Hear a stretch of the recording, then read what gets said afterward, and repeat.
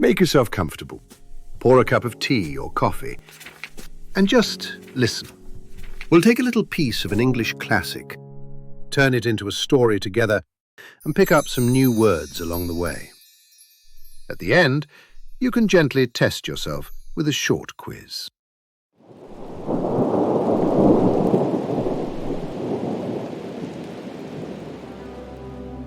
The Green Door by O. Henry.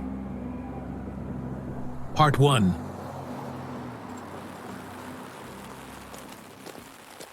Suppose you should be walking down Broadway after dinner. Imagine you are walking down Broadway after dinner, with 10 minutes allotted to the consummation of your cigar. With 10 minutes given to the finishing of your cigar. While you are choosing between a diverting tragedy, while you are deciding between an entertaining tragedy play and something serious in the way of vaudeville, or something serious in the form of a song and dance show. Suddenly, a hand is laid upon your arm. Suddenly, a hand is placed upon your arm. You turn to look into the thrilling eyes of a beautiful woman. You turn to look into the bright eyes of a lovely woman, wonderful in diamonds and fine sables, looking stunning in diamonds and rich fur. She thrusts hurriedly into your hand an extremely hot buttered roll. She quickly puts into your hand a very hot buttered roll, flashes out a tiny pair of scissors, swiftly takes out a small pair of scissors, snips off the second button of your overcoat, cuts off the second button of your coat, meaningly ejaculates the one word parallelogram, purposefully says the one word parallelogram, and swiftly flies down a cross street and quickly runs down a side street, looking back fearfully over her shoulder, glancing back nervously over her shoulder.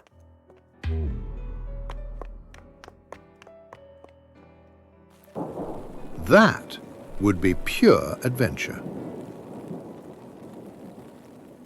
That would be real adventure. Would you accept it? Not you. Would you go along with it? Not you.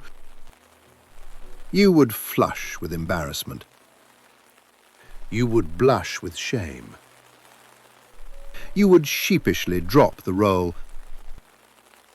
You would awkwardly drop the roll and continue down Broadway and walk down Broadway, fumbling feebly for the missing button, clumsily and weakly searching for your lost button. This you would do. That is what you would do. Unless you are one of the blessed few,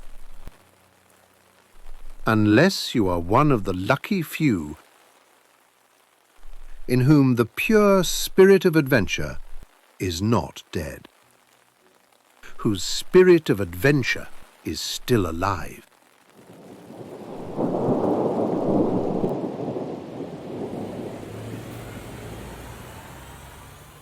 Now, let's see how many words you remember. We were given 2 hours to finish the test. Which word from the story means almost the same as given? Thrust? Allotted? Fumbled? Allotted. It means given or assigned. We were allotted 2 hours to finish the test. Allotted.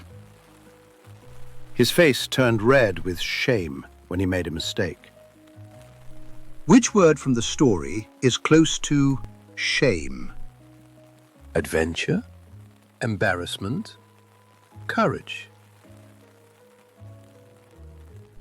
Embarrassment, a feeling of shame and discomfort.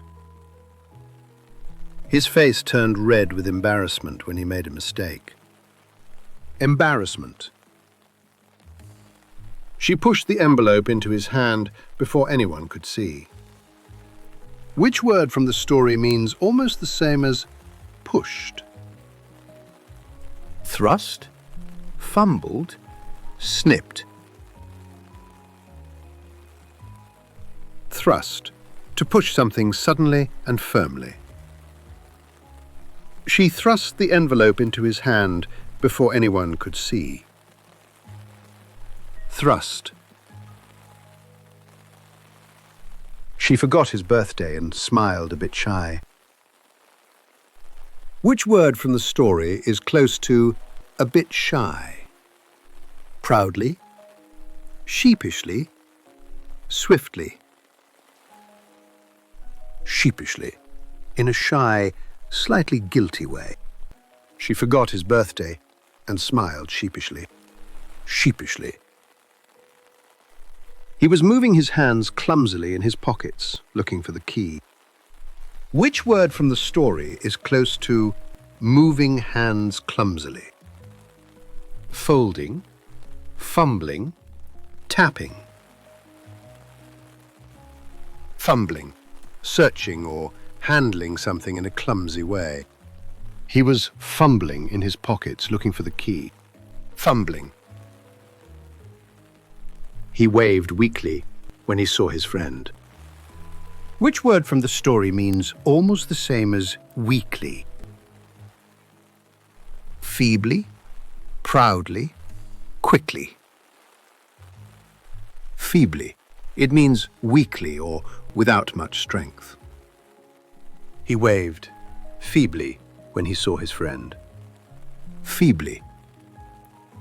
She decided to cut off the loose button before it fell. Which word from the story means almost the same as cut off? Snip off, take off, get off. Snip off, to cut something away or remove it. She decided to snip off the loose button before it fell. Snip off. Nice job. You've just learned a few new words from O. Henry. In the next part, we'll continue the adventure.